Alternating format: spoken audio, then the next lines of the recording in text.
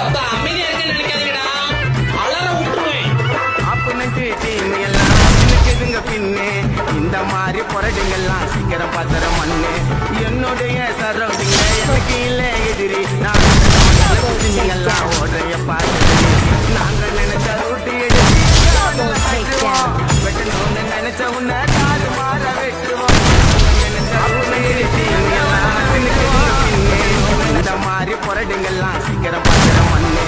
என்னுடைய சரௌண்டிங்க எதிரி, நான் நடந்து வந்தல குச்சிமிங்கெல்லாம் ஓடுறைய பார்த்து நாங்க நினைச்ச ரூட்டு எடுத்து எங்க வண்டல கட்டுவோம். வெட்டணும்னு நினைச்ச உன்னை